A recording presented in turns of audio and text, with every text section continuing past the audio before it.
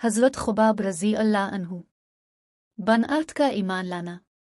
خباب رضی اللہ عنہ بن ارتھ کے اسلام قبول کرنے کے زمانہ میں اسلام کا اظہار مکہ میں ایسا شدید جرم تھا جس کی سزا میں مال و دولت، عزت و ناموس، ہر چیز سے ہاتھ دھونا پڑتا تھا، لیکن حضرت خباب رضی اللہ عنہ نے اس کی مطلق پر روانہ کی اور ببام دہول اپنے اسلام کا اظہار کیا۔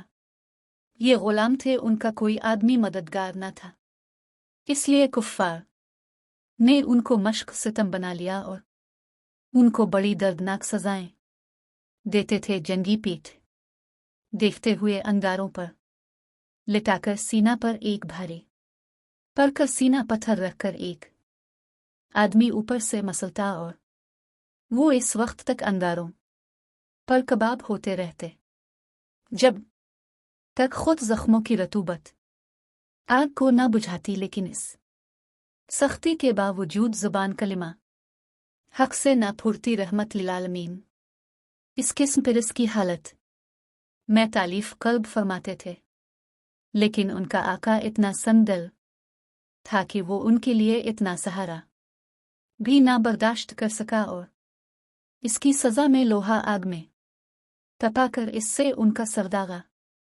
انہوں نے حضرت صلی اللہ علیہ وسلم سے کہا کہ میرے لیے بارگاہ الہی میں دعا فرمائیے کہ وہ مجھ کو اس عذاب سے نجات دے۔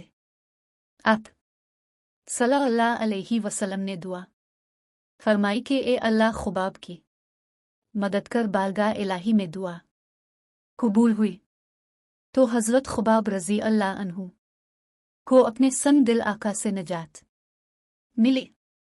اپنے مدتوں کے بعد حضرت عمر فاروق رضی اللہ عنہ کو اپنی پیٹھ کھول کر دکھائی تو تپائے ہوئے سونے کی طرح سن دل قریش کے ظلم و ستم کا یہ سکہ آپ کی پیٹھ پر چمک رہا تھا۔ رضی اللہ عنہ سیرت صحابہ جلد 3۔ اگر ویڈیو پسند آئے تو لائک اینڈ سبسکرائب کرتے جائیں۔ شکریہ۔